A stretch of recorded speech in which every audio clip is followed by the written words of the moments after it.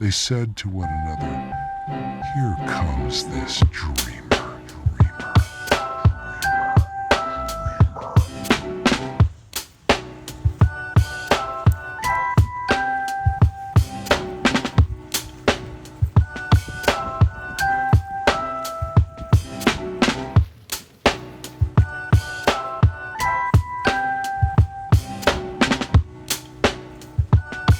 Come now, let us kill him and throw him into one of the pits, and we will see what will become of his dreams.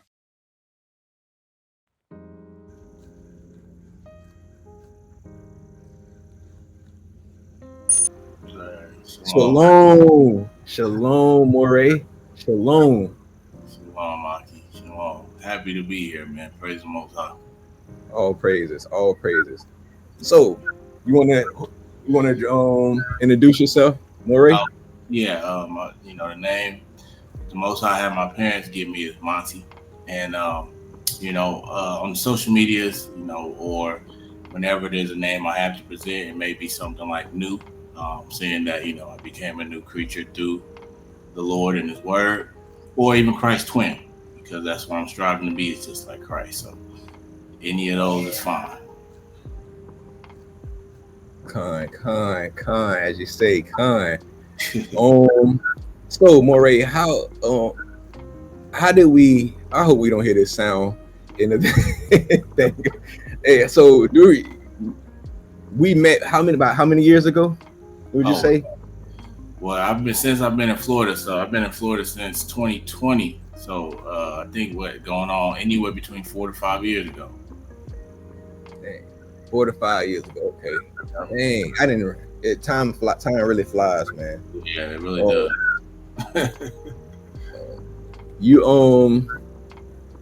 So we met it. Okay, I think we met each other through a mutual brother, in the walk, right? Yep. And when we say walk, that was for me, my Israelite days. You know what I mean? Right now, I just go by. I'm a spiritual being that's doing the Most High's job, whatever that might be. But we met. That was part of that journey for me. But we met through in that journey, correct? Yes. Yeah. And I believe, be honest with you, it was you. I think you were the second, not the second person I met. Well, actually, I take that back. You were the actual second Hebrew Israelite brother, whatever you want to call it, that I actually met. You know what I mean? At the time, I would happen to be in Walmart or whatever, and we probably won't get into that. But I was in Walmart, and then the story when I ran into, I can't remember the brother's name. I would forgive me. But I met him, and then he introduced me to Zug over the over the phone or whatever. And then later on down the line, I say probably maybe a few months later, he called me back and told me, he said, "Hey man, it's another brew down there who just moved to Florida, and he in your same neighborhood." Right. And I'm like, okay. So immediately, you know what I mean? I'm talking about immediately I hit the line. You feel me? Immediately I hit the line, and then the rest was history. You feel me? It's been good vibes ever since, man. It's kind of for real. Yeah. You've been and I want to thank you, dog, because through my journey, you see me. I think you seen besides the wife, you see me grow, and a couple other people. But you see me grow and transition through so many different phases. I think, well, not so many, but I've told you, but you saw me transition throughout these 4 years into different phases.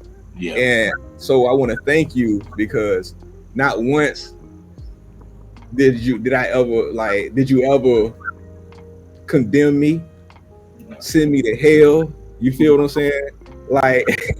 And I'm laughing, but I'm serious. That means a lot to me. You feel me? Because but you always was solid. You always was solid. You never did those things to me. Or you never treated me in a way that probably a lot of people would have treated me. You feel me? Or you know what I mean? And I'm gonna say should have treated me to an extent too. And the reason I say should have is because of the doctrine that they embrace. You feel what I'm saying? So so that's why I say they should have. You know what I mean? But I appreciate you for that, Moreh. I appreciate Honestly, you. it really is truly all praise to the Most High, because through tapping in with you, learning about your situation, how you was, dealing with the Lord, it actually helped my situation. It helped me see and understand more in the walk. So it elevated me and advanced me as well. So there was no condemnation for me really to, feel, or there was no doctrine. With the whole Israelite thing, I'm a little different. That doesn't really make the journey for me. That's just a blessing if that's what it is, But Yeah. with yours, you was unique and it was intriguing, and I was still able to see the word of the Lord through your life. So to me, it was like you never really transitioned. You was doing what you're supposed to do, which is being a dreamer, coming out the pit. To sum it up, you know what I'm saying? You was Appreciate that. following however the Lord had your journey and has it going. And you was navigating through it, and I see it as it's beautiful to me. And that don't mean, and anybody who deal with the Most High know that don't mean it was easy. You feel me? Right. Anybody know when you get tied in with the Most High, that's when things start to get tough. You feel what I'm saying? Yeah. That's when you become aware of your character. You know what I'm saying? And that's when that's when you start getting condemned. With inside. You know what I mean? So that's where the journey really gets tougher.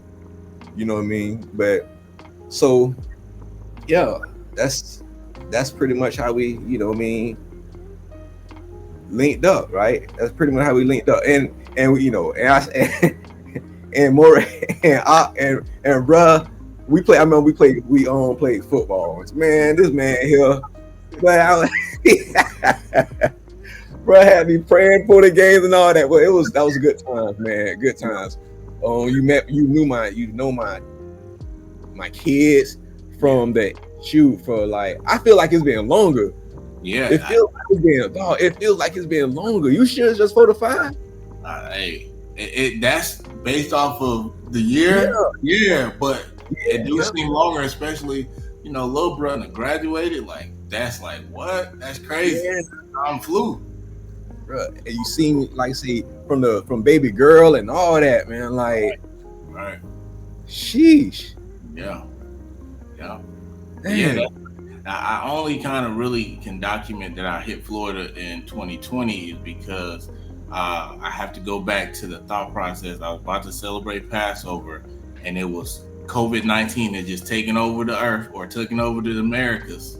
Mm-hmm. And I remember thinking to myself, they're calling it 19, but we in 2020. And obviously, I celebrate Passover during March. So that's how I know I had just got to Florida around that time. And I remember the me seeing Revelation and thinking that we was in that time because of COVID. So that's how I know I hit Florida at that time. You feel me? And yeah. So you're right though. You're right. It just seems longer. Yeah. It seems like it's been a lot longer. Yeah. Well, yeah, man. So, all right. So when we talking about how you got to where you got to where you're at now, right? Yeah. So, all right. So starting off, my question, I don't know if I know this answer, is when you was do you want to talk about childhood? How you got, like, did you have brothers? Did you have close cousins? Because me and you, one thing I think we do share is the ability to be alone, and we was loners before it was cool to be alone. But me, I have no full-blooded brother or sister, which, I think it shaped me for this position I'm in when it comes to serving the Lord. But for you, did you ever have anybody that's fully blooded that you feel super connected to, or anything like that growing up? Well, let's see. Start off, I have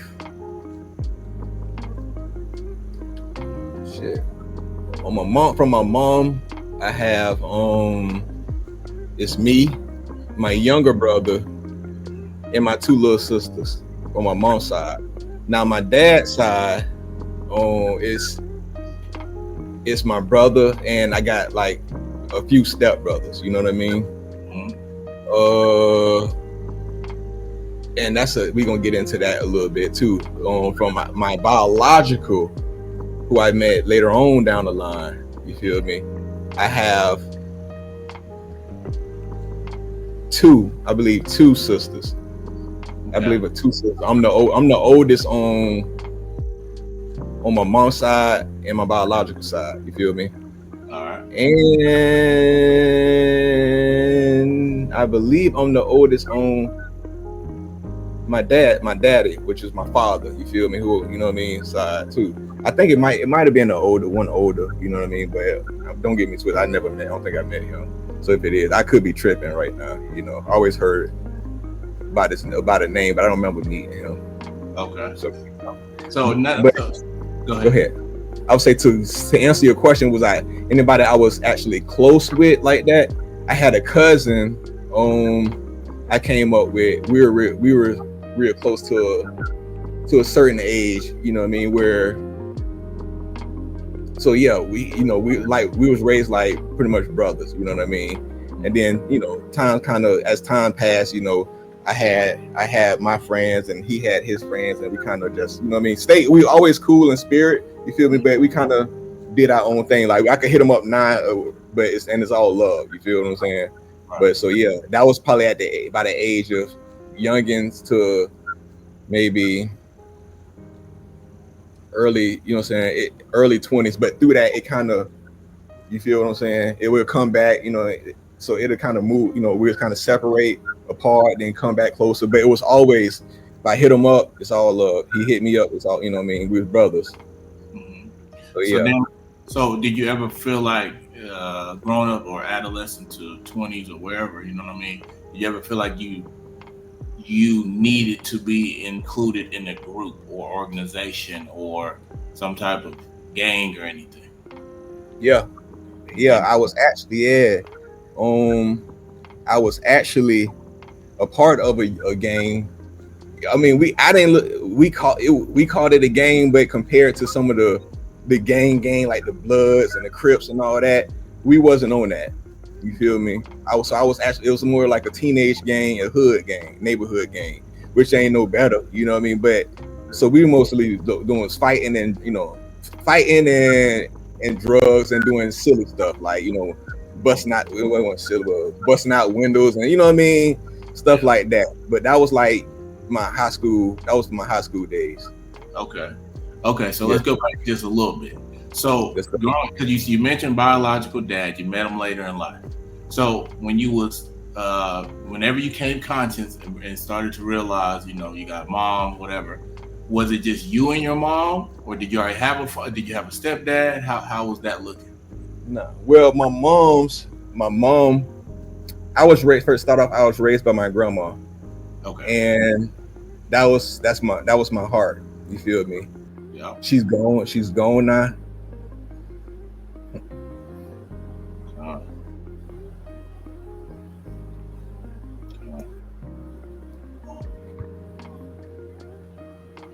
Damn. 15 minutes. All right. 15 minutes. Oh man. Hold on. Shit. I was raised by my grandma. My mom had her demons. To start off, she had her demons that she was battling at a young age. Drug, saying she's part of her journey. So first off, shout out to you, Mom. I love you to death. Yeah. But she had her demons she went through with, drugs and stuff like that. You know what I mean? But she lost her dad at the age of, I want to say maybe between 7 and 10, I believe, to a stray, which is my grandma's husband, to a stray bullet. Mm. So my grandma was left with 4 kids. Let's see. All right. 4 kids. She was left with 4 kids to raise on her own. Like he was there one day, and next minute he was gone, and that kind of shaped her future from that point. And she was my mom was the baby, so she's kind of spiraled out of, that hit a downward spiral or whatever. And then, coming up throughout life, got in trouble, I mean, not, I ain't gonna say much, but she got in a lot of trouble, which, anybody could understand. She's the baby, and you know how it is, for men, it's like daddy's little girl, and she was the baby and all that. So she went on a downward spiral, and then she had me at a young age. I can't remember, don't quote me on the age she had me at, but it was late, I want to say late teens or whatever. And then I could be wrong, but I'm bad. I'm horrible with dates. I don't get caught up in dates and times and stuff like that. So a lot of stuff gonna have to, even doing this, a lot of stuff gonna have to come to me, because I just don't keep up with dates, and I think that's part of different reasons. You know what I mean? But yeah, so she went on her downward spiral, had me at a young age, and I ended up, she wasn't ready to be a mother. You know what I mean? Even though she anytime my grandma called her, for the most part, she came. You feel? She came. If I needed something, she went out some medicine. I was sick, she might have went out and stole it. You know what I'm saying? But she got it. You feel? My grandma call up, she go get it. You know what I mean?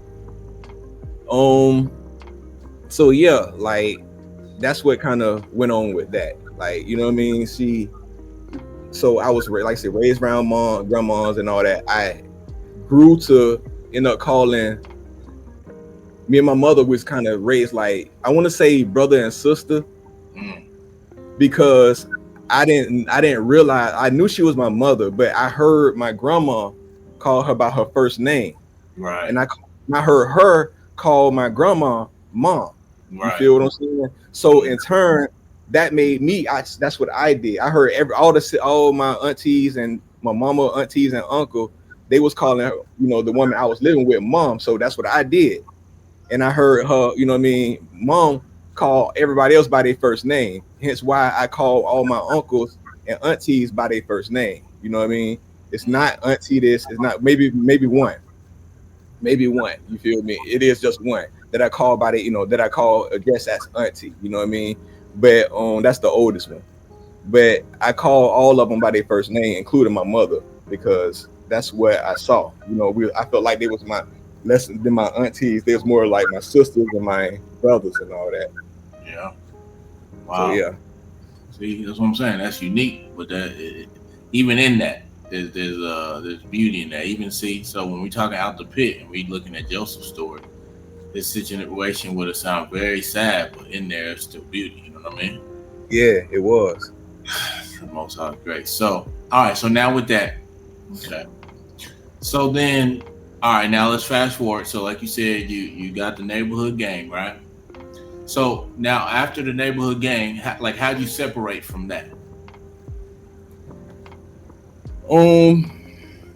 I just outgrew it. I was always wanted to be. I got with them. Let's see the start. I started doing that because I wanted to be accepted. I was kind of bullied in school. You know what I'm saying? Mm-hmm. So I got with them because I wanted to be accepted and amongst the crowd, amongst my peers. You know what I mean? It was some of those cats, the badasses that I looked up to. You know what I mean? They seemed so tough and all that stuff. So that's how I got with them, and I separated from it just through time. I always wanted to have a family. You know what I mean? Like I wanted kids and shit like that. You know what I mean? That's I guess maybe because that's what I was taught and everything. But I knew like I wanted kids. Let me say that I wanted kids at the time. From a young age. I guess I kind of wanted to treat my, have them so I could treat them better than I felt like I was. You know what I mean? I was, brought up or whatever, or my situation. Okay. And Silaki, excuse me, I'm kind of gonna jump back and forth because you good. I missed something I wanted to ask. So going back a little bit more, when did you first hear about God? Like when was God first introduced? Oh, I was raised my grandma raised me in the church. I was that cat that was little as a youngin, Christmas, in the Baptist church and all that. In the youth choir I was a what they call a junior usher, then I went to a junior deacon and all that type of stuff, you know what I mean? At choir rehearsal, at the what I'm saying, I played the drums and all that, at the church. So I was raised, I knew of God, like I knew the stories of God. You feel what I'm saying? We had big ass portrait of white Jesus behind the pulpit and all that. And I think he's still there. I think he's still there. Shout out to white Jesus. So everything. But it has a big old quilt. Correct. So I was raised in the church. All right. So since you can remember, God's always been part of the family somehow. Yeah. All right. Yeah, the stories of them and all that. You know what I mean? Yeah. So shout out to Granny for taking you to church. You know what I'm saying? Yeah. And then I was baptized too in the church. Well, I wasn't baptized in the church. I was actually baptized in my house, in my grandma's house. Grandma did it? The pastor did it. I was afraid. Because it just the baptism pool, it was like our church was old, you feel me, old and kind of small, so the shit looked creepy to me, you know what I mean? And mind you, I was I couldn't swim, so I was afraid of water. Yeah. So the time came, I remember that day came, and I was, I had supposed to get baptized or whatever, you feel what I'm saying? So I had, when the whole process led up to it, I just said one day in church, I want to. Didn't really understand what it was about. And then the day actually came that it was time to put up or shut up, you feel me? I think I saw some of the other youngins in the church that went along with us. They had got baptized, you feel me, like leading up to it, you feel me? So I was like, okay, now it's my turn, you know what I mean? Nobody forced me or nothing like that. So the day came, that Sunday came, I got on the all white. They got us wrapped up and everything. And I went back there, they stood up, about to go down, take the steps down into it. Yeah. I'm like, nah. I'm gonna drown or something like that. I'm gonna drown, you know what I'm saying? Like, no, I'm looking like, nah, bro, like, nah. And I hadn't seen it before, but it hit different when it was filled up with water. I had been playing in that thing before, but when that thing was filled up with water up the hill, it hit different. Yeah. So I had what they say, chickened out, and came home that day. And then my cousin, which is actually, oh man, I forgot about Sade. Shout out to my cousin, which is like my sister. Yeah. So this was at the time me and her still are close, which is my uncle's daughter. You know what I mean? So I remember when I came home that day, I was kind of sad because I felt like I let God down. And I was and then they kind of started picking on me. You feel me? But I was more afraid, not even afraid of God, but I was more afraid of the water. You feel me? And it just didn't feel comfortable. Like, it looked creepy to me, you know what I mean? Granted, I passed this big old dude, you feel me? And all that, but they started, a couple of family members started picking on me. And like, you scared, yada, yada, yada. And then so I just kind of put me I was just real sad that day, you know what I mean? Couple family members were picking on me, and then I was real sad that day. I already felt like I let God down. And then, some time passed. My grandma, she never, she was just like, it's gonna be all right, don't worry about it, it just wasn't meant to be, you feel me? It wasn't meant, it's just not with your time. And then and I was kind of putting it, I'm like, I'm not even finna do it no more. I just remember, I can't even remember how old I was. I had to be maybe like maybe 10, 11. I'm thinking, don't hold me on that. You know what I mean? But so I'm like, I'm not even gonna do it no more. And I remember one night I was sleeping on the couch. This was recently after that, you know what I mean? Within a couple nights, maybe a week or so. I was sleeping on the couch. And this is because I forgot about this. Now it's coming back, and then I had this dream. Yeah. And then I heard this voice in my head that said, Justin, do it. And I remember jumping out the bed. I went and told my grandma, I was like, Mom. I said, God just spoke to me. I was like, I knew it was him. You feel what I'm saying? Like I heard this, I'm like, I knew it was him. So she like, huh? I'm like, Mom, God just spoke to me. I'm like, he told me to do it. I'm ready. So she was like, good. So that that very next day was Sunday, I believe. And I went to church and she told the pastor about it. And then, so, the church kind of, she mentioned it. And then after church, the pastor kind of came to me and he was like, tell me what happened. So I, replayed it with him, and he grabbed the Bible and he went to Samuel. I think it was Samuel. That's crazy. That's exactly what I'm thinking right now. And he was, and then he bought, and that was really the first. So that was probably the first scripture that hit home with me in my life. Damn. All praises. So that was probably the first scripture that hit home with me. Scriptures, it wasn't one. When Samuel jumped up, he's like, and then and the prophet told him, like, go back to sleep. If it happens again, you know what I mean? And remember, he like, did you call me? You might quote the story, which one, the verses where it's at located. I know it's in Samuel, correct? Yeah, definitely. Yeah. So and then he read that to me, and I read it. So I was like, cool, I'm ready. They set it up. So they set it up. Time passed. A week later, they set it up again. Now, mind you, they got to fill this whole baptism pool up. You feel what I'm saying? This ain't no couple, 1 hour thing. This thing deep or whatever. You know what I mean? So like, they filled it up and all that. So I'm back in the white. You feel me? I'm back up there, ready to go. Now now how it was too.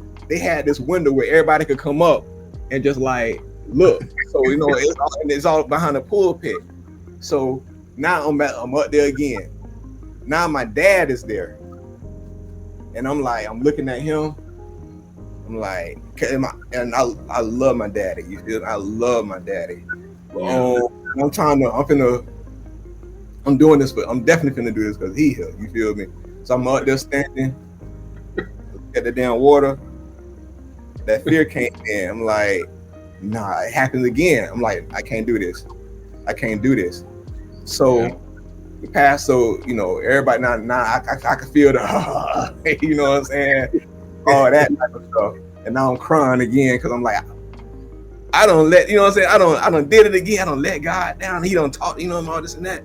So the pastor came to me. He said, son, brother Justin, he said, it don't have to be here.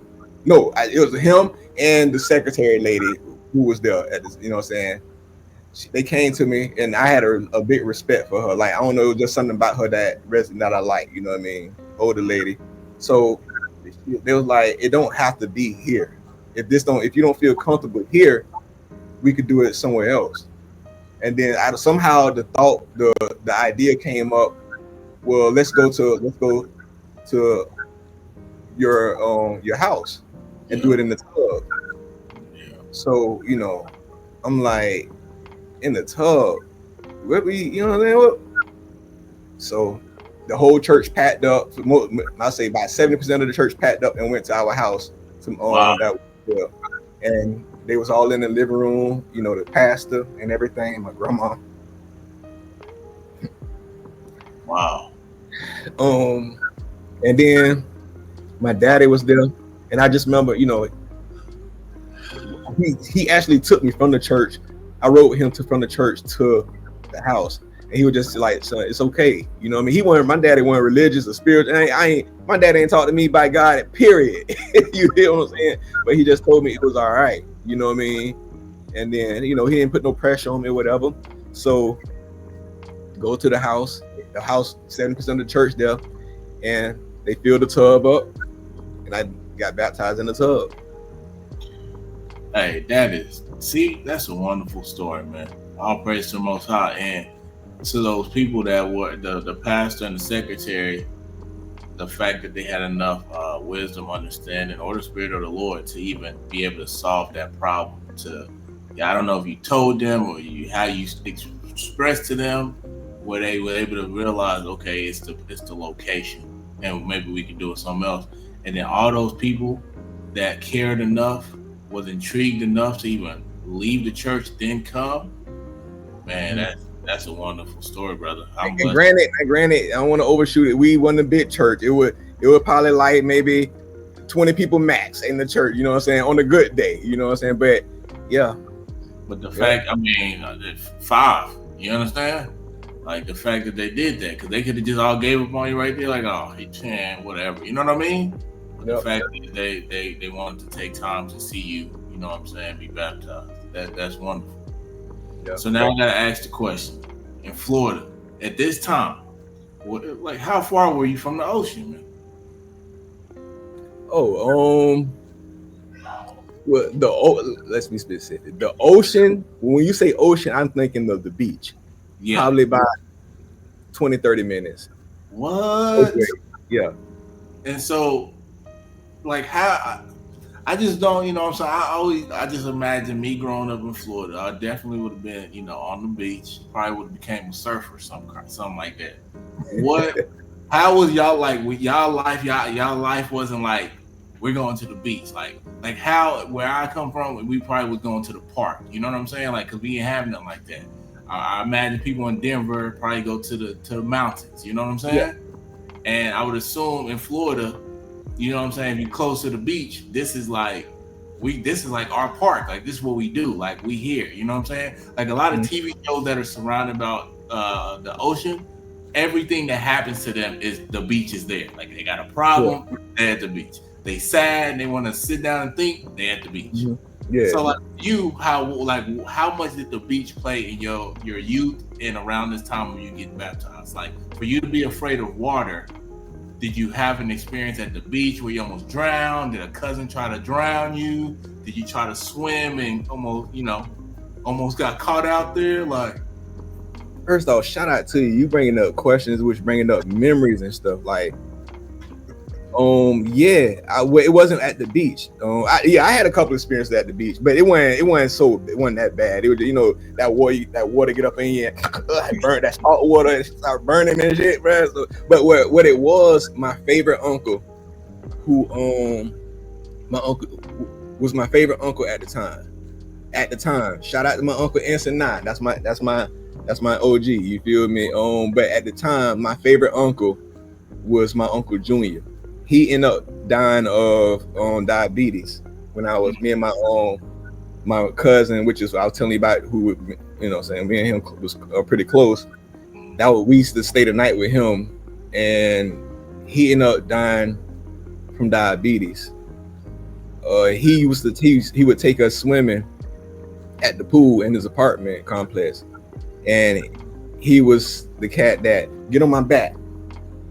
Yeah. And then he just jump in. He went and he was in the military and all that. You know, he was the fun, cool cat. You know what I mean? Like, so he tell us to get on his back. You better hold on. He just jump in the deep end. So you can't hold on to somebody and really, you know, you know what I'm saying? And, you know, I'm like, I want to hold my nose because I know I'll be all right. But if I do that, if I hold my nose, I can't really grip him. I'm not trying to slip off this cat back. You feel me? Back, because that's not. It's gonna be like what we doing. Like, so I had that fear in me, and so it was through him that fear of water started. Understood. Okay. Now, as far as like the beach, though, did y'all hit the beach a lot as a family? Like, was that was it a special occasion or a casual occasion? Yeah, we hit the beach. Like, more so with him, and we went to the beach with my Uncle Junior more so than maybe more than any other time on just to go. But as far as it's more, I ended up at the beach with other people. You know what I mean? Like family, our family that came from up there in the in the country. When they come visit, that's all they want to do. Where the beach at? Where the beach at? You know what I'm saying? Family from out of town. Where the beach at? Man, we like, damn, I want to go to no, like, bro, why? No, I don't want to go to the beach. And so that's how I usually ended up at the beach. You know what I mean? In my younger days. So, yeah. Okay. Yeah. Because it was nowhere when you grow up around it. It's nowhere that you know what I mean. You don't really want to go there. You know what I'm saying? Like it's like, why you always want to go to the beach? Because they ain't had one. And then and where we stay in Clearwater, like it's one of the best. Probably first off, Florida in general got I think maybe next on the list is California. You feel me? Got the best, some of the best beaches. You know what I mean, in the United States. But Clearwater specifically, and it's like now I think it's the best. It was voted best beach in the world. In the United States. I want to say the world, but in the United States, like 2 years reigning. Yeah. So everybody loved the beach, man. Yeah. Everybody loved the beach. But you wasn't the kid like, Grandma, can we go to the beach? Nah. And my grandma worked on the beach too for a family. See what I'm saying? So I was always like, I'm talking about they had a house. They had a house literally. When you go out their back, it was a nice house. I'm talking about they was rich. You feel what I'm saying? When you go out their back though, like they got grass, and then it was like a deck and a pier. You know what I'm saying? So but they was on Clearwater Beach. But you know what I mean? It was like you could really go to their back door and jump off, and you in the ocean. Yeah, it was like that. It was like that. All right, it was like that. Gotcha. Okay, so the fear of water. All right, boom, and then you overcame that. Because I remember when me and you hit the beach with the family.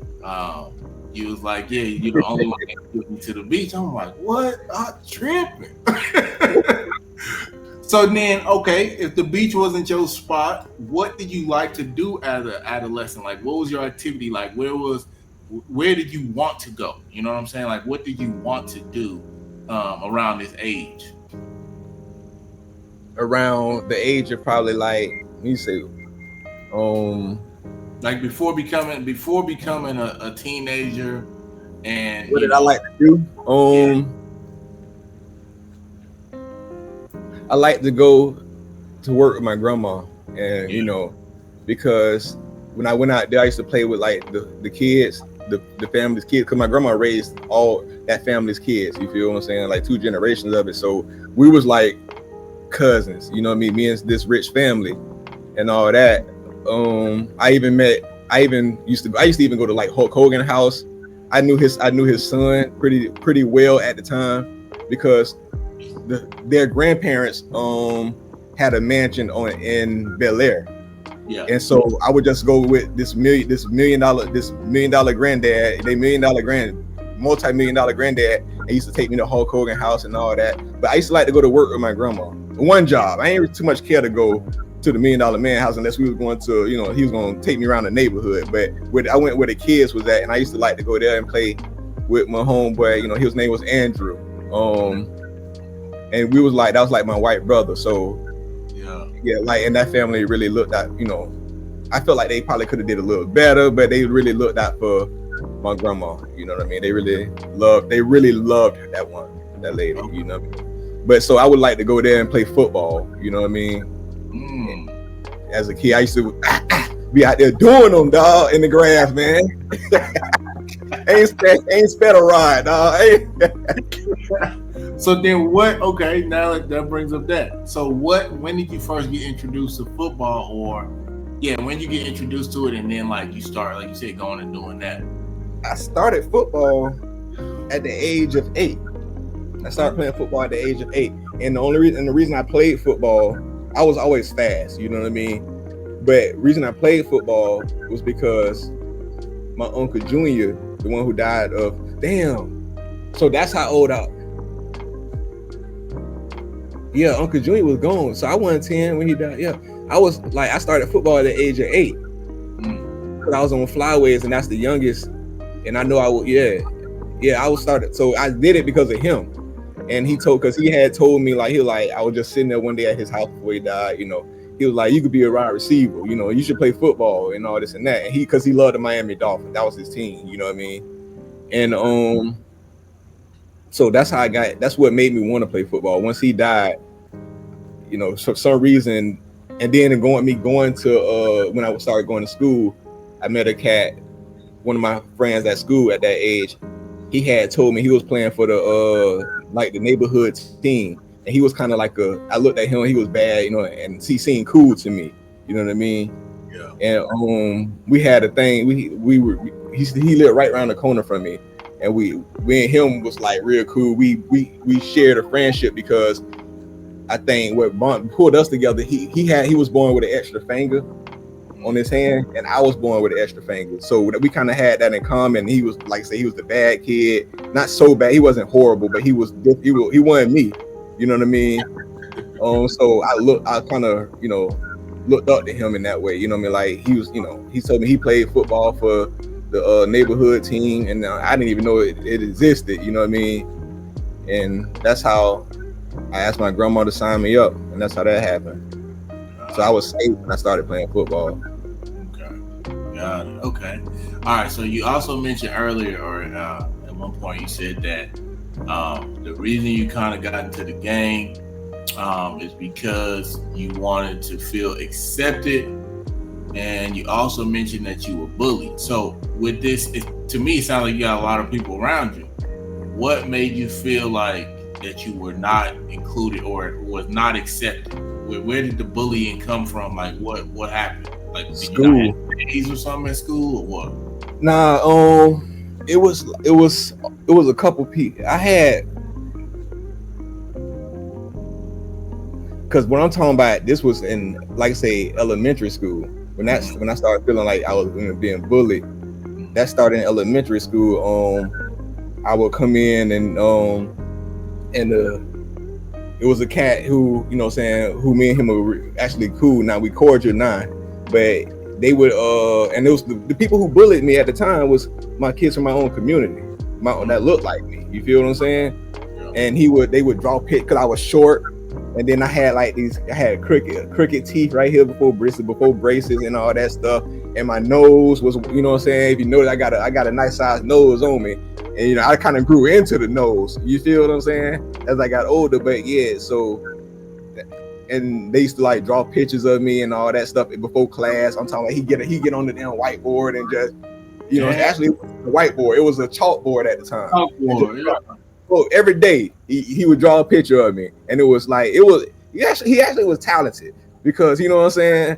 But he would draw pictures of me and all that type of stuff, and the white kids would laugh, laugh at it, you know what I'm saying, laugh at it and all that type of stuff. And then, so that's what I mean. So that's why at that point, I was probably picked on more than anything. The bullying started probably later on, maybe a year or two later in elementary school. And that was fifth. I'm gonna say that was fifth grade when that started. That was fifth grade. When I'm that story I just told you about, and later on in fifth grade, it was this cat round the way, lived on the second, block away. He was born big. He was bigger. You feel me? Not born big, but he was bigger. It's a black boy, bigger. You know what I'm saying? Big nigga. You know what I mean? I think he was actually a grade under me too. Damn. Yeah, and then he's just pick on me on the bus and all that type of stuff. You feel me? And then, and so it was like one of those things. Yeah, until one day I just got down snapped. What happened when you snapped? I fought his ass right out. Hey, he wanted to. As soon as we got off the bus, I kept on telling my grandma. My grandma told me to talk to my stepdad, which my mom had got her boyfriend, or I think she might have got remarried at the time. You feel me? Or not remarried, but got married at the time. And then he had told me he like Josh, because he called me Josh. You feel me? He like, you gonna have to defend yourself, dog. Because around that time my dad wasn't really. He had his own thing going on, so I really didn't see him like that. You know what I mean? But my stepdad told me like, Josh, you gonna have to defend yourself. And then, so I never would. I just sit there, take it, try to avoid them, you know what I'm saying, avoid them and all this and that, and go sit somewhere else, or try to stay quiet and play invisible and stuff like that. And then he used to come up and just be trying me on the, you know what I'm saying, just doing stuff all the whole ride home. And then one day I got off the bus, and then he wanted to fight, like he wanted to fight me for some reason. And he was like, man, we want to, before he could take his backpack off I ain't give him no time, dog. You feel me? I was boiling in tears, you know what I'm saying? Ah! Yeah. And after that, that was it. We was cool after that. Yeah. Hey. And I praise to Most High you endured through that, because you know some people, they can go into a deep depression and you know they can get really bad. But the psyche was still there. It was still there because that wasn't the first, you know, that wasn't the last time you know what I mean. So yeah, go ahead. So then so when you were in the game, you know, something like that would happen, they would have your back, you know what I'm saying? It was one versus all type thing.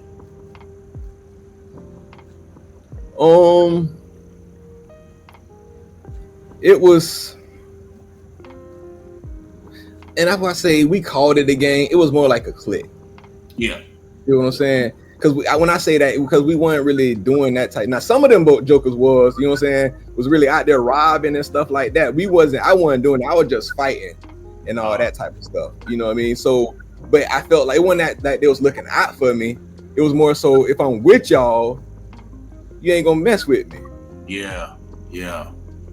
Understood. You know what I'm saying? So it wasn't like, it was like, you know, they protected me or nothing like that. Nah. It was, if I'm with y'all, I just looked at, if I'm with y'all, they ain't gonna mess with me. You know what I mean? I guess we family now. You know what I'm saying? Understood. So, yeah. All right, good. Okay. So now jumping, you said you always wanted kids. What did you want from these kids? Like, what did you want to do with these kids? Like, were you like, you know what I'm saying? You wanted to be like LeBron and his son? You in the league, he in the league? Like, I just wanted to love them. Yeah. You know what I mean? I just wanted to love them. I just wanted to be a good parent. Yeah. That's it. I had no intent, no plans on what they were going to do. You know, I just wanted to love them and be a good parent. Yeah. So now, fast forward, you feel like you've accomplished that goal. You still in it? How you feel? I'm still in it. But I feel like I righted the wrongs that I felt like that I went through and my mom's went through. You feel what I'm saying? I feel like I broke that generational curse. You feel me? So I do feel like that. I'm not the best parent. I don't think I'm the best parent, but you know what I mean? Like, I don't know what that is. You feel me? I don't even know what the best parent is. Yeah. But I do feel like I righted those. I'm righting those wrongs. You feel me? Yeah. Almost dropped the ball for a second, but I feel like I have righting those, you know, correct those wrongs from the, you know, what we call generational curses. Yeah. I'll praise the Most High for that. So now let me also ask you this then. So, all right, going through life, God's always been, you know, in existence since you've been in existence. When did you realize, or when did you start doing things where, because like you said, they were fighting, being bullied, you going through a lot of regular life, which a lot of us do, at least that was my experience too, God being in existence, but not really knowing what to do in a situation based off of what God has written down for us or whatever experiences we may be able to pull from the book. When did you start, what made you pick up the book? Let's say that. What made you pick up the book, see something in the book, and start applying it and saying, I need to live based off of these words that's on these pages? Shit, at that point, we fast forward into years down the line to late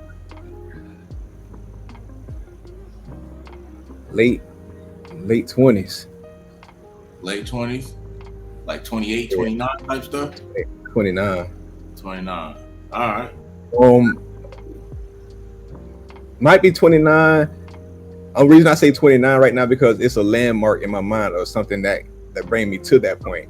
So it might have been 29 or 30. You feel what I'm saying? Mm-hmm. And that was conspiracies. So like just looking up conspiracy, seeing them like on videos and stuff like that. Yep. Yep. Right. It started with me, like, it's to be real, it started with me questioning, like, me not with 9/11. That's where it started. With 9/11. And then I would watch videos on this one, because remember this when YouTube was kind of just really catching traction. You know what I mean? Yeah. And it's nowhere to where it is now. But yeah, it started with like 9/11 and conspiracies. You know, I would watch some videos here and there, and then I would hear they would in the video they would quote a verse, a Bible verse. Usually it was from Revelations. You know what I mean? And all this and that. But so that's what got me to cracking that book open. Okay. And then when you cracked it open, what was like the first thing you seen that you knew you had to change? Or what's the first thing you changed based off of what changed in your life after, you know what I'm saying, start actually going through the book? What changed in my life first after going through the book? Like, I'll give you an example if it helps. Mm-hmm. The first thing was remember the Sabbath day, keep it holy. So I had to keep that. While keeping that, the first one I learned about pork. So immediately the first thing I could do was throw the pork that I had in the refrigerator, all they could throw out, and never turn back to it again. You see what I mean? Was there any experiences like that for you? I think the first thing would be like that I actually changed was maybe changed was my dietary shrimp, I believe. Yeah, and that was because I was becoming familiar with the Israelite, the Hebrew Israelite walk or whatever. So that's why I think that would be the first thing that I changed. Or it might have been like certain like music or something like that, like because it's a lot of like going there. It's so much. I think it's a few things that happened leading up to that. So, but I think it really started for me trying to figure out what the hell was going on in this world. Like, you know, in this world, like, you know what I mean. So yeah, like what's going on? Like, because the conspiracy was it, bro. Like, what? I'm like, wait a minute, and it wasn't like these people just getting on here, just making up, sound like they were just pulling shit out the air. You know what I mean? Right. They was bringing out receipts and using logic. So I'm like, it got me the question, like, bro, what is going on? What is real?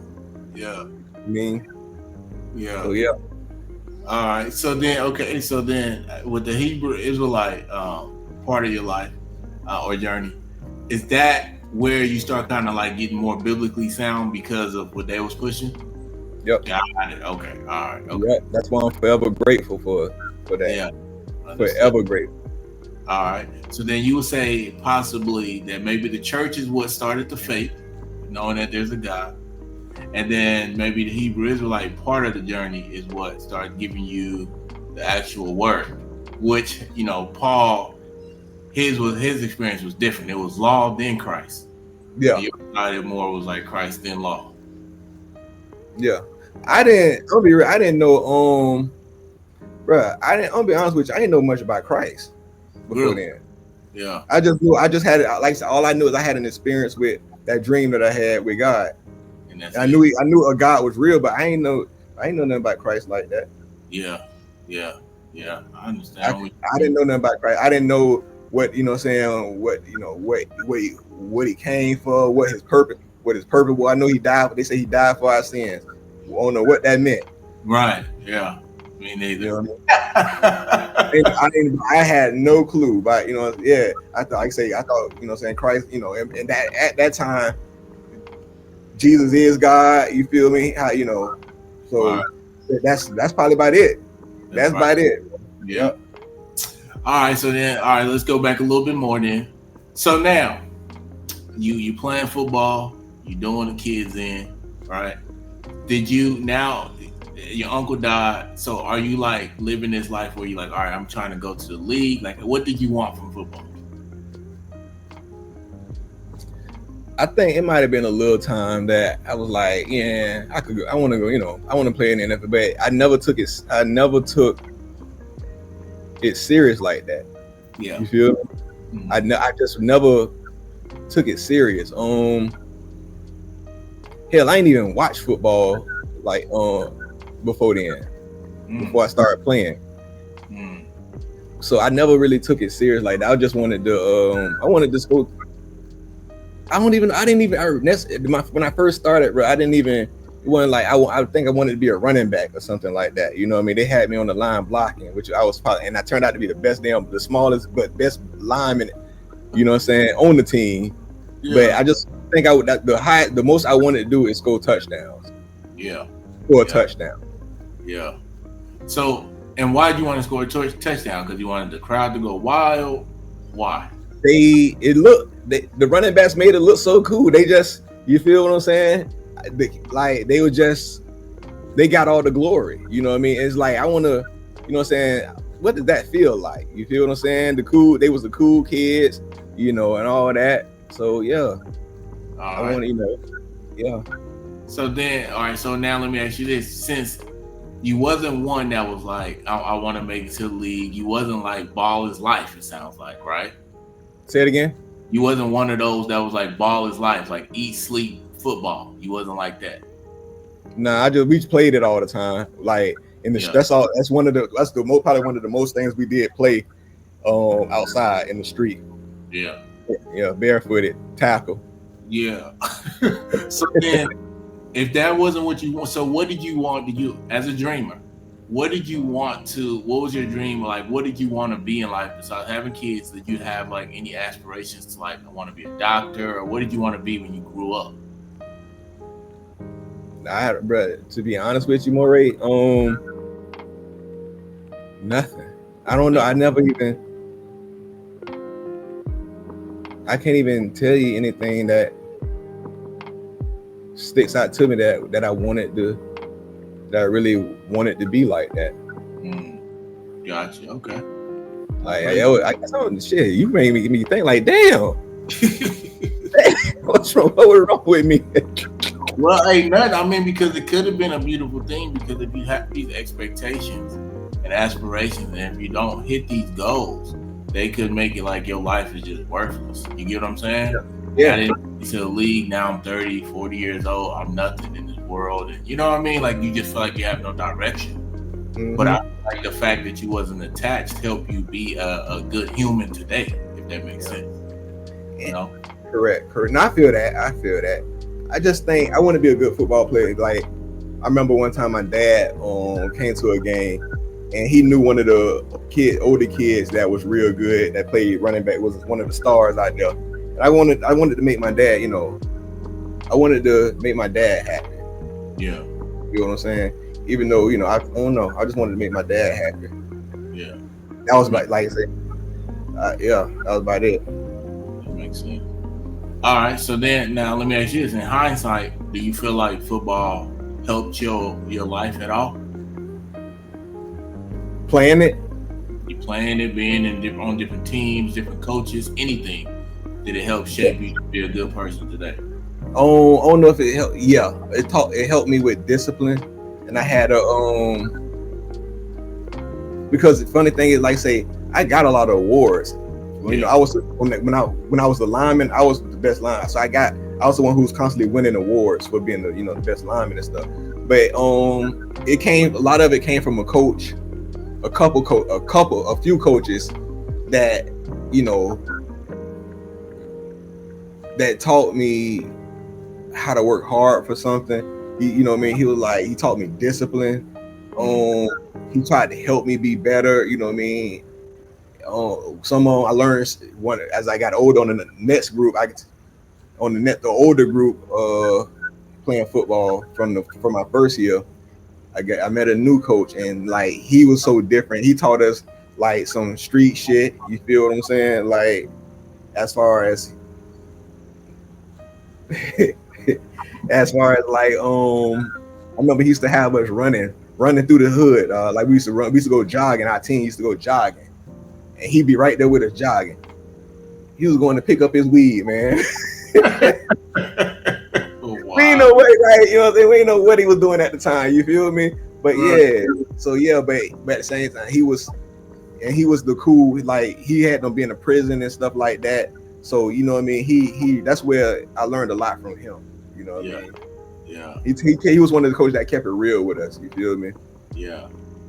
All right. So then, now with that, so all right, you playing football. Eventually, you stop playing football. How far in between you stop playing football to coaching, and like when did you know that you wanted to coach or even pick up that that job? As coaching, I felt but when I became a coach, Yeah. I wasn't planning on that. I was just signing my son up. Me and my wife was signing my son up to play for this team. And then they were short staffed. They needed somebody. My wife uncle was out there. He's R.I.P. Sambo. He's gone right now. He's gone now. He just died recently. But they were short staffed. They needed help, dependable help. And I was there. They was like, it was me and another cat who we had signed our sons up. And they was like, y'all be here every day. Y'all want to coach? And they're like, you know football? I'm like, yeah, I played. They're like, you played? Like, yeah, I didn't have the best career. Like I went to high school and nothing like that, you know what I mean? And college and stuff, They're like, good, that's good. They're like, good. Y'all here anyway, so you know what I mean? And that's how I got put into coaching. Yeah. And then from there you was coaching. Now at this time that you coaching between you signing your son up, because obviously there's a whole thought process that goes through that, signing them up, coaching them. At any point was you like, yeah, you know what I'm saying, you need to get to the league, get us out the pit? Nah. Never? All right. And then No, I never was like that. I was more so when he signed it with what happened was when my son started playing football, I saw traits and characteristics of the old me. Mm-hmm. Scared, that people push him around, and that's what I wanted to get him out of, because I saw his talent and I saw his potential. You feel me? I wasn't even thinking about all that, like him going to the league and stuff. You know what I mean? But I just wanted to get that like what I call that bullshit, but that fear and all that stuff up out of him, because I saw it quick. Yeah, it was like me looking in the mirror. You know what I mean? The old me. Okay, and you were able to accomplish that, I take it. I think for the most part, yeah. Okay, great. Hey, breaking those curses. So being able to, man, that's good, brother. I think that's really good. So then with that, so you're doing the coaching, and then you wanted to stop coaching, right? What made you want to stop coaching? Well, before we get that, let me ask you this: when you started coaching, did you like coaching? Like, how did it feel? Was there any adrenaline? Did you feel a purpose? Oh yeah.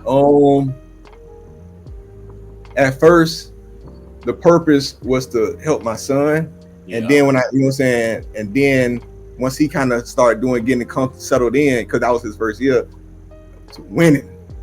And winning. I wanted to win, because we sucked, bro. We fucking sucked. Yeah. Our team sucked. You feel me? So it was winning. We wanted to. We went winning. Yeah. I wanted to win. I wanted to win a championship. So what did you do to make y'all start winning? Like what preparation did you make? Like, did you go home, start putting X's and O's? How much of your life did it consume? That first season that I'm talking about, when he started, we won 2 games, I believe. Out of how many? Shit, probably about 9. But when we won, we needed to go to the play. We won 2 games, and then how it wasn't many teams on that year. You feel me? So we actually stumbled into the damn playoffs. that year. I'm talking, we was trash. We sucked. We stumbled into the playoffs and had and we being that we was the bottom seed, we was the worst. You feel me? That was in the playoffs. We had to play the number one team because that's how it is. You know, the number one team gets to play the sorriest team. You know what I mean? Number two team play the second sorry, you know what I'm saying, worst team or whatever. So I remember getting all hype. I'm like, I was shit. I think I was still smoking. So I was like, you know, me and the home, but our other cat that was coaching, you know, we like, well, we could beat these jokers. And then so the uncle I talking about, you know what I mean, my wife uncle, shout out Sambo again. Me and the other cat was smoking. We were like, we could beat these cats, man. You know what I mean? And then I remember my uncle was like,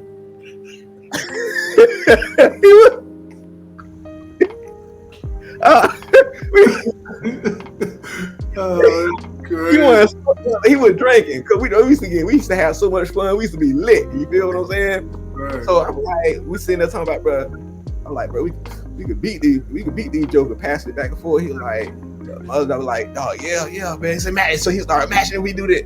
Like we could shot the work. But they had to beat us like early in the season, bro, like 40-0, bro. So I'm like, I don't know what I'm on some Mighty Ducks, some damn Little Giant type shit. You feel what I'm saying? The movie type. So I'm like, bro, we gonna surprise these jokers. And then so we at the time it was a big party. That year it turned into a big ass party for us. Every week we party. You feel me? We were so used to losing, you know what I'm saying? We just turned up. And then we stumbled in the playoffs. And then now all of a sudden after we, you know, smoking, I'm like, I'm finna, hey, nah, we finna win. I don't convince my damn self, you know what I'm saying? And so now I done sold this snake oil to the damn parents. Now that we all smoke, we all partying, they all after the game, we all party like, y'all think we can win? Hell yeah, we can win. So now, bro, we done sold this shit on the parents. So they like, we come to practice, he like, look, man, Matthew, let me tell you something. You might want to let these kids have fun. Man, what the hell are you talking about? We finna beat these niggas. We finna beat these jokers. He walked off, bro. He just let us have it. You feel me? Playoff game, that game came.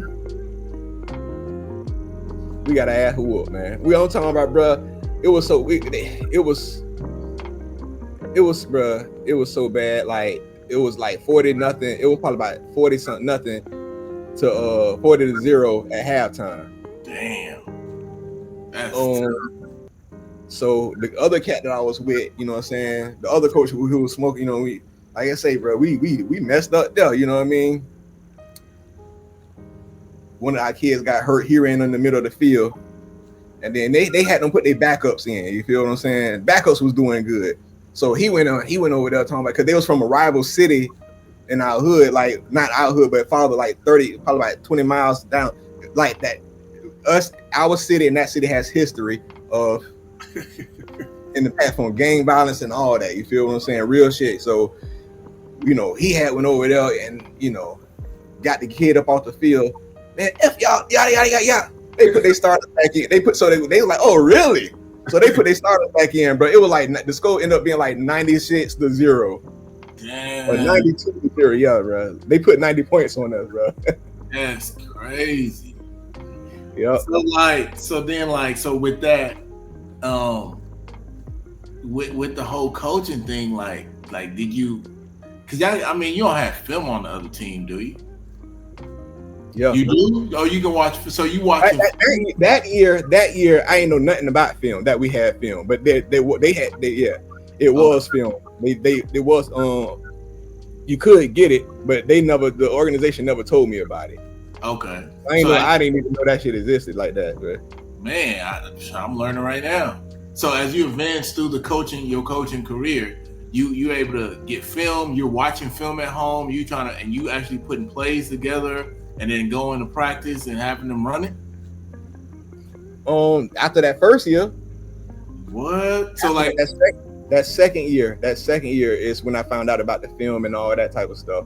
And that's when I really took it serious. Like I was hungry. You feel what I'm saying? Like I had started recruiting, you know what I mean? Because I actually, that first year, by that time, I actually had coached 2 seasons in 1 year. Wow. And yeah, so I was doubling up. I was doing fall football, regular football, then spring. So I was really I went out there and recruited. I was like, this is not, because they made me the head coach that following year because they saw how dedicated I was. So how does recruiting work? Like, how do you get to recruit somebody? Like where are they at that you go and recruit them? Different teams in the streets. What? Yep. I'll be in the store. If I see a kid, my wife had to tell me, like, you can't just be walking up to people asking how old their kid is. I don't care, bro. Like, no. I was like, I explain all the weird. I'll explain it later. You know what I mean? But so I'll be in the store. I would go get them from I would holler at kids on other teams. But how it was, everybody knew, like, if they like, if the parent, because the parents knew. You feel? And they were like, who you coach for? They were like, I tell them, they're like, what your record was? And I tell them, they're like, we good, you know what I mean? So, but yeah, so in the store, anywhere, other organizations, you feel what I'm saying? And yeah, that's where you see them, you get them, you try to shoot for it. Yeah. All right, so I'm gonna transition off of that, but I got one more thing. So just to speed it up, so from there to the end of your career, you pretty much you hit your goal, because I was there when you told me that y'all won, and pretty much y'all was going further and further than you even imagined, right? Yeah.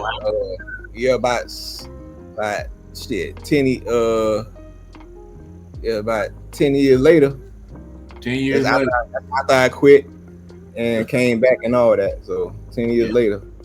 All right. So now, I want to go into the smoking thing if we can. So how did you get into smoking? Like, when did it start for you? Oh, that started probably at the age of, I was in high school. Yeah. Maybe my freshman year in high school. I was in our hometown.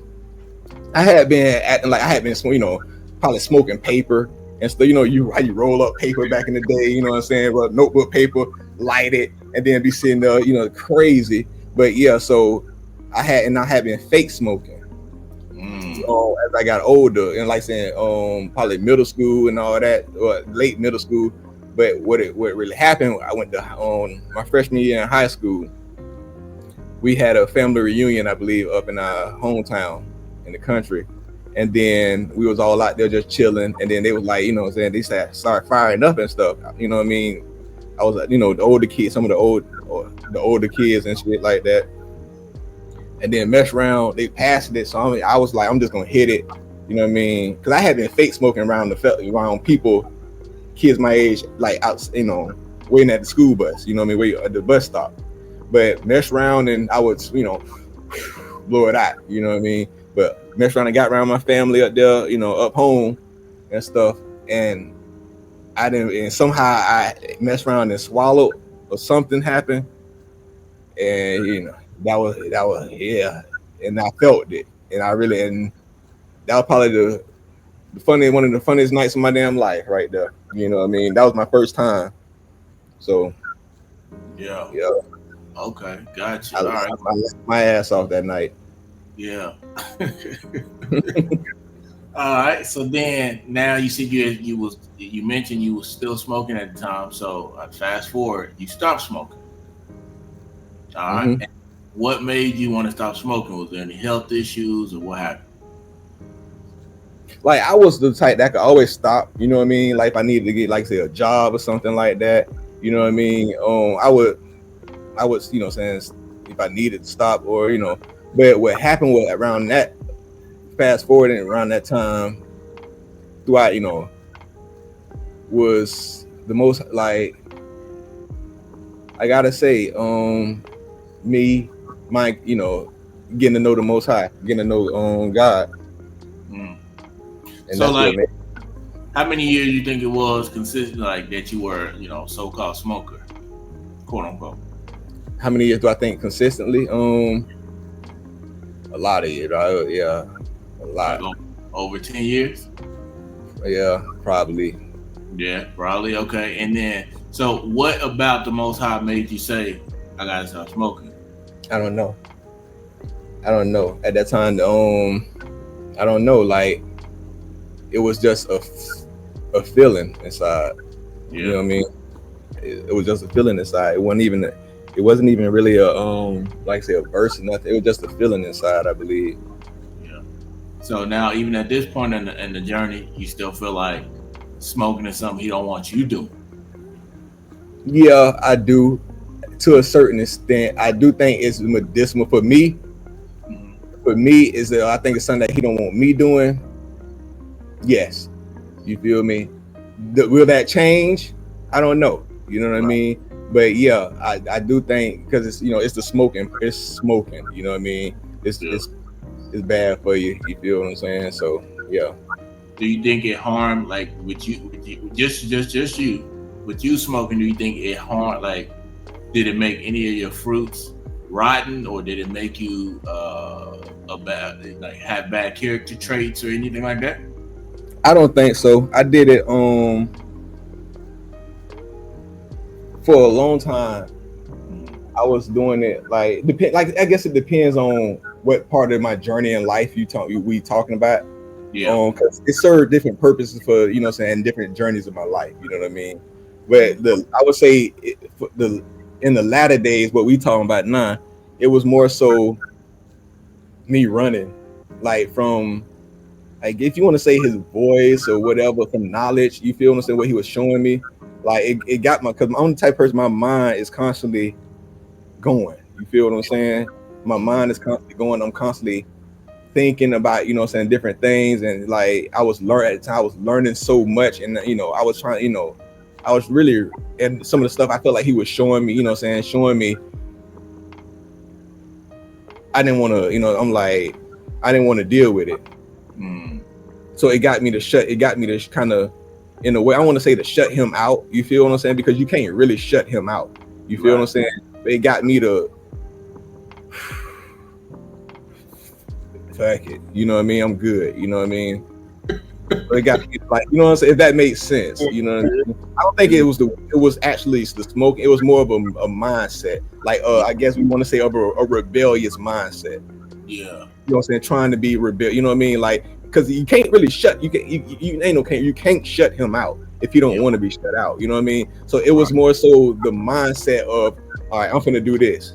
I'm finna be, you know what I'm saying, kind of rebellious, because, I don't want to deal with this. You know what I mean? I don't, for whatever it was. And it slowed things down for me. Gotcha. And now you just going through life, and you can just handle it without the smoke. I can handle it without the smoke. Yes. Gotcha. All right. So then, now football. Why do you want to stop coaching football? The Most High. I say that's a general answer. Of course it's him, but what made me want to stop coaching football is that I didn't see it wasn't beneficial for me. I didn't see how I was doing, how this was beneficial to my soul, my spirit, or to him. So I walked away from it after 4 seasons in 2 years. So you said it wasn't beneficial to your soul, or what he wanted. What he wanted. Okay, so can you kind of elaborate or illustrate that in a way where, like, what do you mean? What is it that he wants, or how's it hindering what he wants from you? Because, like, how's it hindering what he wants? I didn't really know what he wanted from me, and I felt like that was a distraction more so. Let me say that it was a distraction. And because I'm like, all right, I'm trying, because at that time, all I wanted to do is fucking learn about him and read the scripts. I'll be and research stuff on my phone, like spiritual, religious stuff, and listen to Bibles, you know what I'm saying, books and stuff like that. Yeah, that's all I wanted to do. That was what was intriguing me.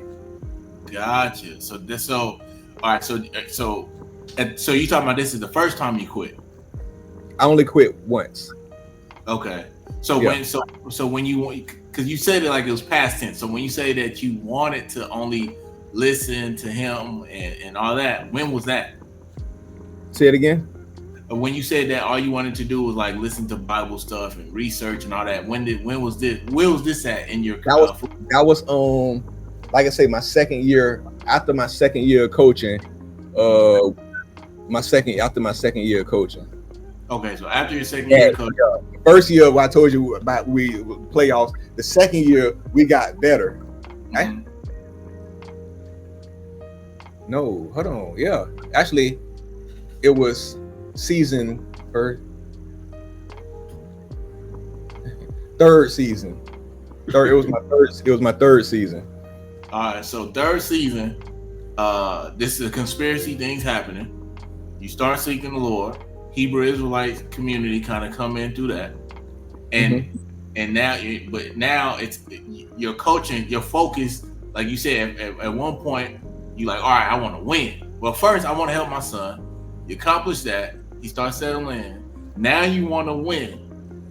Even in the midst of you outside of the coaching, you smoking, having your own downtime, games long over, you thinking about playoffs and how y'all about to win. And this is a focal point.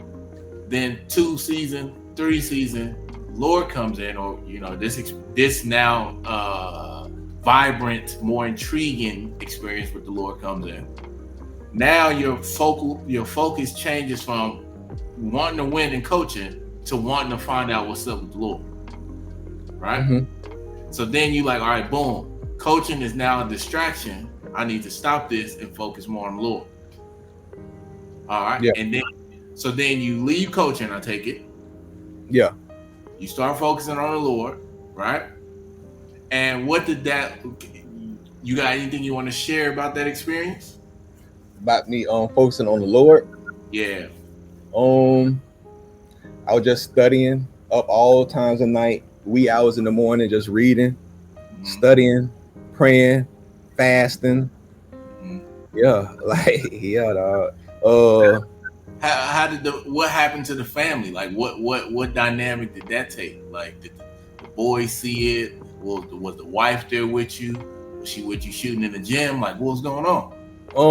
Wifey would just kind of, saying, she would just like, we would have conversations then and stuff like that, you know what I mean? But like, it was more so me by myself, because like I was up late, you feel me? Like, and then so she would be asleep and stuff like that, and like, yeah, so she knew I was changing, you know what I mean? She definitely knew I was changing, but it was more so just me and the Most High.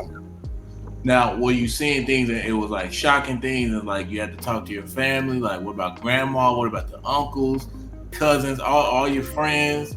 Like, were you telling them stuff? Were you asking them, hey, I know this? Like, what was going on with that? Yeah, like I was somewhere at one point, I was embarrassed. Because I already knew like this, because the most religious people I knew weren't talking about the shit I was trying to talk about. You feel me?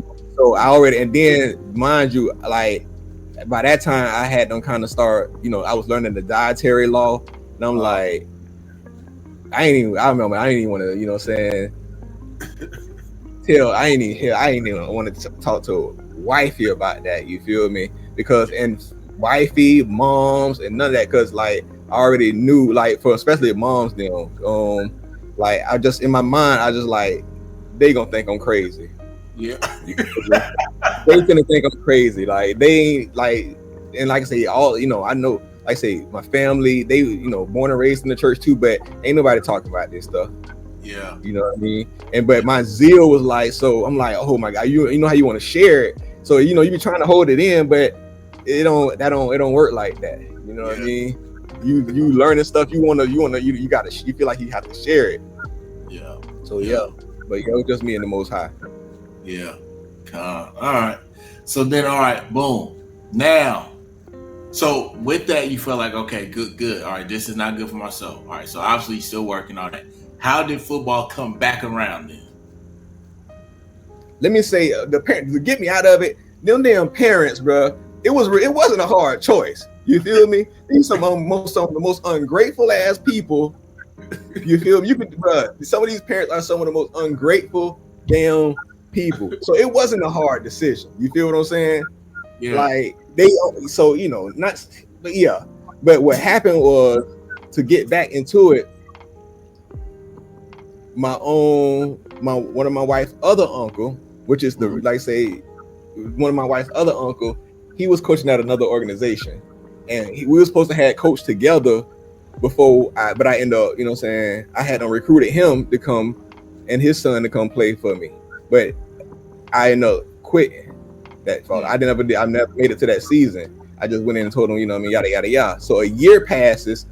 He hit me up and he's like, "Hey, nephew," because he knew I was really good at, what I did. I hadn't got pretty good at it. So he hit me up, "Hey," he like, "Nephew, come help me out. We're going to a new organization." I'm like, and then the organization we was at, it was like what the hell? He want to go? I'm like, why would you want to go there? We used to kick their ass. You know what I mean? Like, so we ended up going there. But what happened was I prayed on it, and I was finna tell him no. But I had ended up praying. I can't remember how the revelation came that I should do it. Don't get me to it. Don't get me the line. But Most High somehow told me go back out there. But by that time, it was with a different purpose.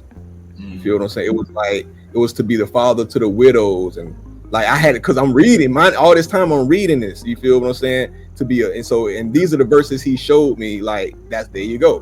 Be a father to the widow, the homeless, and all that. And that's all you deal with: single moms and grandmas and stuff like that. Daddy's in jail, uncle's locked up, daddy's dead. So that's where that's all it really was. You know what I mean? Yeah. So he pulled me back out there through those scriptures. Gotcha. And then that was my purpose, is to go and teach them, basically to help out, you feel me? Teach them about him. Yeah. Without doing so much, without really doing on the low, you feel me? Because you can't go, that ain't what that's for out there. Right. Yeah. Okay. And going out there, fringed up. Yeah. I'm in fringes. You feel what I'm saying? I'm walking around with paleo on shirts and all this and that. You know what I mean? So I'm out there with a new swag now. Yeah. Yeah. Yep. Cats out there clowning. You know what I'm saying? But I'm out there with a new swag now. Wonderful. Okay. So then, all right. So here's the question: What do you think was throughout your whole life? Because you got a lot of eventful things that happened to you, but throughout your whole life, what do you think? If only one, if you got multiple, that's wonderful too. But what do you think was the hardest thing for you to come out of? Like, where was your coming out of the pit, so to speak, moment? Or are you still in the pit? Nah, I'm definitely out the pit. That's how I got the name out the pit. With all that, you know what I mean?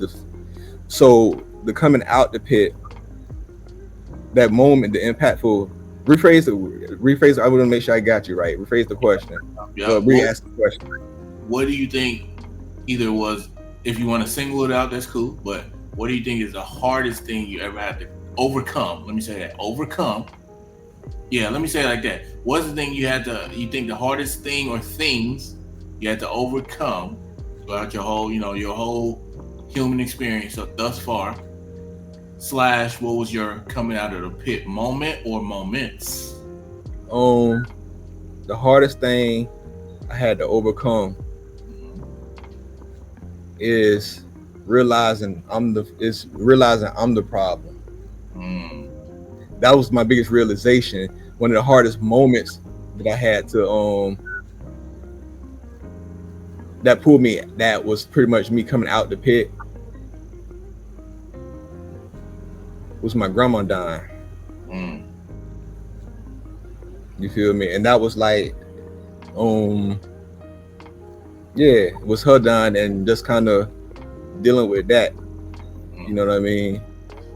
Because like I said, that was my foundation of everything. So, but that's when I think I really came out the pit, because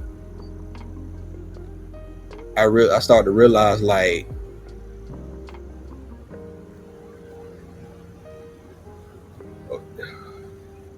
going back to like, it went back to doctrine. As much as I used to condemn her, you feel me, like with different, you know, some doctrines and all this and that. And then it came to the point where like, I'm like, wait, all this good she did, Most High, like, is this really, you feel me? Like, I know this woman, you feel what I'm saying? Regardless of what I, you know, saying different doctrinal thing, like, is this really fit? I felt like, is this really, I had to realize, is she doomed? You feel what I'm saying? And that's the answer I had, you know, it was more so questions. You feel what I'm saying? But when she died, like, I think she was suffering. I feel like she was suffering. And I was praying for her just to die. You feel what I'm saying? So she could be released from that. And then in turn, it made me like, that's what he kind of told me, like, this thing is different than what you think it is, son. You feel me? This thing is really deep. You know, I'm looking at your heart, the intent, the character, you know what I mean, and all that. So yeah, I think that was it. That was, and even like that, the OutDaPit logo is behind the words and the little Indian symbol. It's actually a picture of her house that's distorted. So yeah. So I guess, okay, so then illustrate for me, what was the pit itself? A lot of things. Okay, sin, fear, a lot of fear,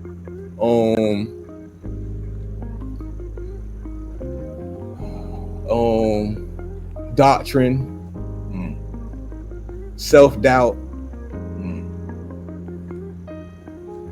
lack of confidence,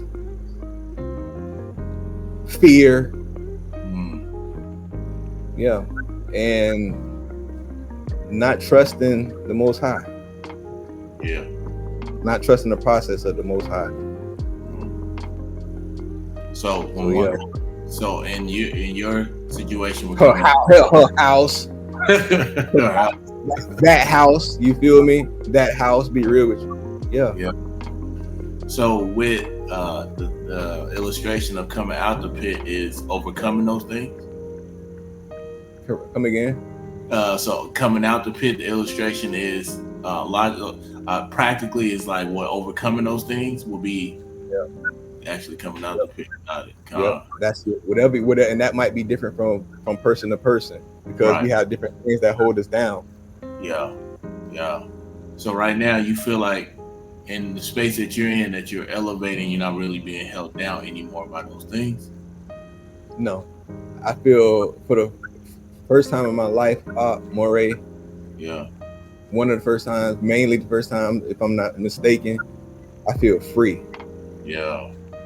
I feel free. Praise the Lord. Feel free. Like, and I feel more in tune with the Most High than I see him everywhere. Yeah. Everywhere. I see him in everything. Where, like Scripture say, where you gonna go that I'm not there? Right. You feel what I'm saying? And I had to, and I believe, and I took that. I'm like, and I had to believe that. You feel what I'm saying? I ain't had to believe it. You feel what I'm saying? But from what he's shown me and everything he's done in my life, and how, I let go of the wheel. I mean, and sometimes it look like it. Sometimes it comes off now as to others. I know it like, this nigga reckless. You know what I'm saying? And when I mean by reckless, like he don't care. I want to say, you know what I'm saying? Like Most High got it. You know what I'm saying? Most High got it. You know what I mean? Like but this is what he's shown. This I can't. It's my experience. Like I can't doubt what I'm actually experiencing. Yeah. What's happening? Yeah. That's good. I mean, it reminds me of something I think about is like, the Israelites in the wilderness. You got the situation where your enemies is behind you, and they're coming for you, and there's a body of water in front of you. You have nowhere to go, and he makes a way. Will you ever forget that? because over and over he keeps reminding them what I've been able to do for you. So, like you said, you faced with a situation, you're like, yeah, the Most High got it, because that's been my experience. And I think that's a great faith that a lot of us need to navigate through this journey that we call life. But with that, brother, I think this was amazing. I want to kind of end it there, because I think that if this is truly, like you said, the season finale, maybe it'll set the tone for your next guest.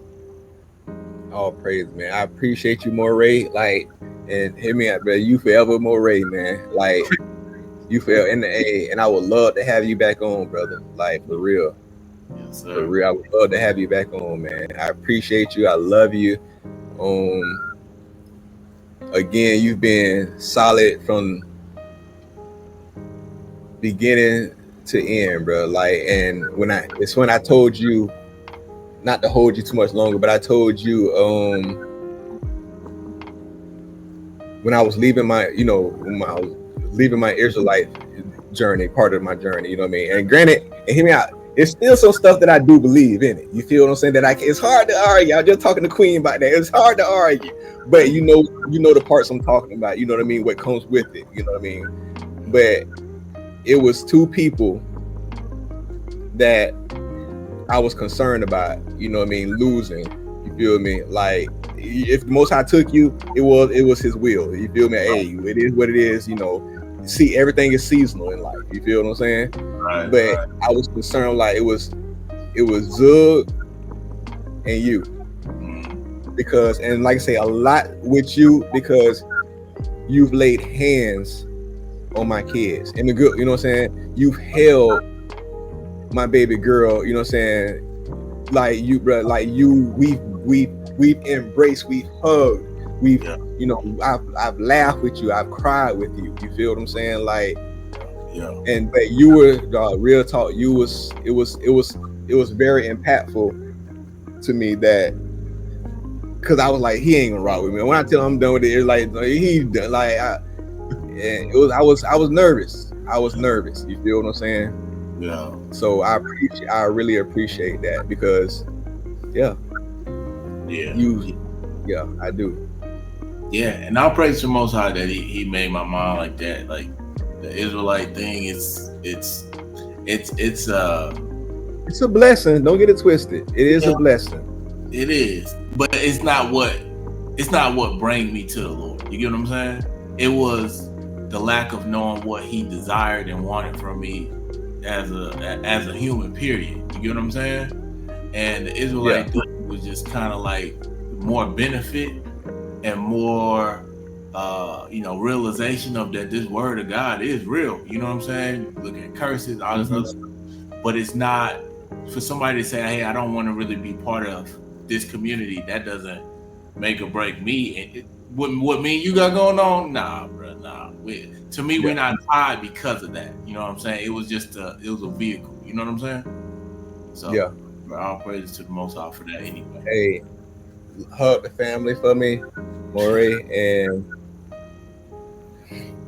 just major respect for you, man. And I appreciate you. The Most High, like, we already know how this happened. You feel me? It's the Most High. This is how He do things, man. So already know how it happened. Like, so, bro, I appreciate you, bro. I appreciate you too. I'll let you. All right. Shalom. Hey, shalom. Yes, sir.